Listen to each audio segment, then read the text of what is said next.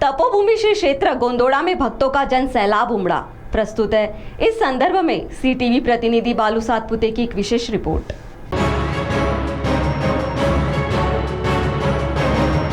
विदर्भ की पंढरी समझे जाने वाली और वंदनीय राष्ट्रसंत तुकडोजी महाराज इनके पद स्पर्श से पावन हुई तपोभूमि में 9 जनवरी से गुम्फा यात्रा महोत्सव अनेक विविध कार्यक्रमों से शुरू हुई। आज 13 जनवरी को हरिभक्त परायण लक्ष्मण दास काळे महाराज इनके गोपाल काले से कीर्तन के यात्रा महोत्सव का समापन हुआ। तपोभूमि राष्ट्रसंत के दर्शन लेने के लिए गुरुदेव भक्त भाविकों का महासागर यहाँ उमड़ा था। नमस्कार, आपण बघत आहात CTV न्यूज। विदर्भाची पंढरी समजली जाणाऱ्या गोंदोळा गुंफा यात्रेची सुरुवात राष्ट्रसंत तुकडोजी महाराज यांनी केली होती आणि 66वा गुंफा यात्रा महोत्सव या ठिकाणी साजरा होत आहे आणि 9 जानेवारीपासून या महोत्सवाला सुरुवात झाली असून आज 13 जानेवारीला हरिभक्त परायण काळे महाराज यांच्या कीर्तनाने व गोपाल काल्याने या महोत्सवाची सांगता होत आहे आणि या ठिकाणी लाखो भाविकांची गर्दी दर्शनासाठी बघायला मिळत है। गुंफा यात्रा मौके पर पूर्व जिला परिषद अध्यक्ष डॉक्टर सतीश वारजुरकर ने इस समय उपस्थित रहकर तपोभूमि का दर्शन लिया। इस समय डॉक्टर सतीश वारजुरकर ने CTV से बातचीत करते हुए अपनी प्रतिक्रिया व्यक्त की। राष्ट्रसंत तुकडोजी महाराज यांच्या गोंदोळा गुंफा यात्रेनिमित्त या ठिकाणी जिल्हा परिषदचे माजी अध्यक्ष डॉक्टर सतीश वारजुरकर दर्शनासाठी आले आहेत। भाऊ, काय सांगाल या यात्रेबद्दल? वंदनीय राष्ट्रसंत तुकडोजी महाराजांची पावनभूमी गोंदोळा या ठिकाणी आज यात्रा महोत्सवाच्या निमित्ताने लाखो लोक या ठिकाणी उपस्थित राहतात।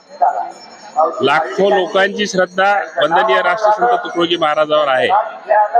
वंदनीय राष्ट्रसंत तुकडोजी महाराजांनी या देशाला प्रथम स्वातंत्र्य मिळवून दिलं आणि ग्रामगीतेच्या माध्यमातून आणि भजनाच्या माध्यमातून या ठिकाणी आपल्या या भागातील सर्व जनतेला अनेक चांगले संदेश देण्याचं काम वंदनीय राष्ट्रसंत तुकडोजी महाराजांनी केलं आणि अनेक मार्ग अनेक लोक या ठिकाणी श्रद्धेने येतात। या ठिकाणी येणाऱ्या सर्व श्रद्धाळूंना मी या यात्रा गुंफा यात्रेच्या शुभेच्छा देतो। धन्यवाद।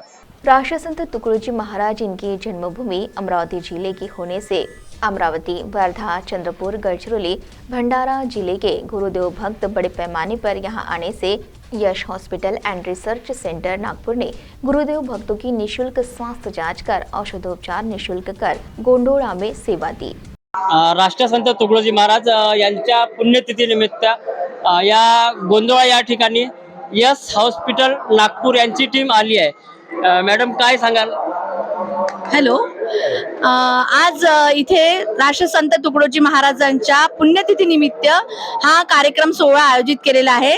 त्या निमित्ताने आमच्या यश हॉस्पिटल अँड रिसर्च सेंटरच्या टीमने इथे मोठे आरोग्य शिबिर आयोजित केलेले आहे। निशुल्क आरोग्य शिबिर आहे आणि या आरोग्य शिबिराला या सगळ्या भाविक लोकांनी चांगला प्रतिसाद दिलेला आहे।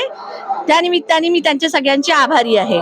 कोणत्या तपासणी तुम्ही या ठिकाणी करून राहिले? सर, आपल्या इथे निशुल्क शुगर टेस्ट आणि BP, त्याच प्रमाणे ECG सुद्धा आपण निशुल्क घेतो आहे आणि काही जर मेजर असं सर्जरी प्लान वगैरे वाटला त्यांना आपण यस हॉस्पिटल इथे रिसर्च सेंटरला रेफर करतो आहे आणि त्याचप्रमाणे आपल्या हॉस्पिटलला मोफत असे MGPGY ही योजना आताच सुरू झालेली आहे।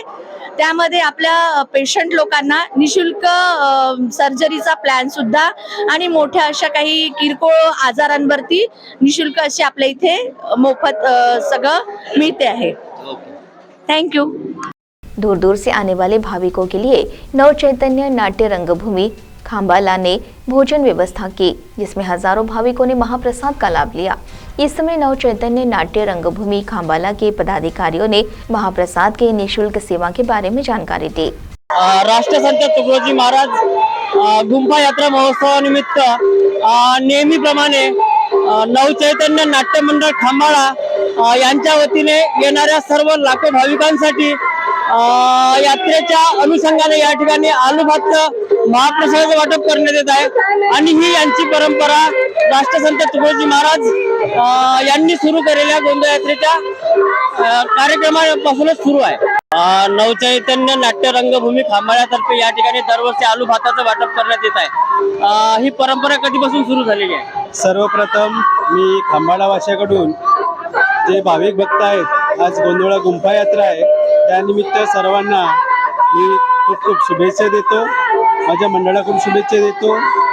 आणि ही जी महाराजांनी गोंधळा गुंफा यात्रा स्वतः सुरू केली होती 1968ला, तेव्हापासून आमच्या गावानी, आमच्या गावच्या पूर्वजांनी ही जी परंपरा आलू भाताची, की येणारा व्यक्ती कोणीही उपाशी जाऊ नये, आणि त्या उद्देश राखून त्यांनी तेव्हापासून जे आज तागायत म्हणजे आज 13 जानेवारी 2025 रोजी सुद्धा आम्ही आमच्या मंडळाकडून येणाऱ्या भाविक भक्तांसाठी आलू भात, अल्पहार आणि चहाची सोय केलेली आहे.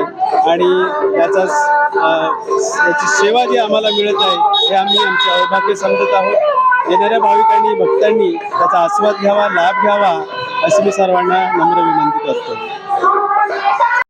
यात्रा के दौरान कोई भी अनुचित घटना ना घटे, इसके लिए तहसीलदार श्रीधर राजमा ने सभी स्थिति पर नियंत्रण रखे हुए थे. दौरान पुलिस निरीक्षक संतोष बाकल ने यात्रा के दौरान कोई भी अनुचित घटना ना घटे, इसके लिए पुख्ता बंदोबस्त रखा था. महाराज यांच्या गोंधळा या ठिकाणी भव्य कार्यक्रमाचं आयोजन करण्यात आलं आहे.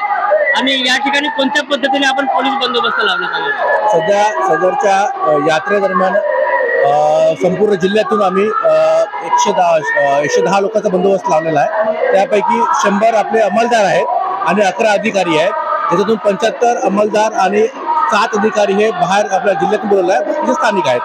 याच्यामध्ये जो बंदोबस्त लावलेला आहे तो आम्ही टप्प्याटप्प्याने लावलेला आहे. गावाच्या बाहेरून पार्किंग व्यवस्थेच्या दरम्यान म्हणजे यात्रेमध्ये लोकांना अडचण होऊ नये याकरता आम्ही म्हणजे जे पार्किंग व्यवस्था केलेली आहे ती गावाच्या बाहेर केलेली आहे.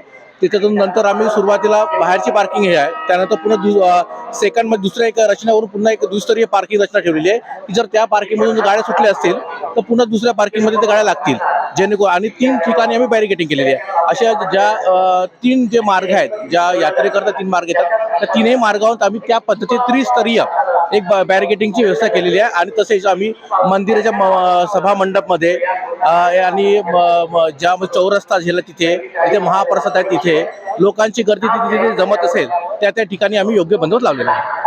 CTV के लिए प्रतिनिधि बालू सातपुते की रिपोर्ट.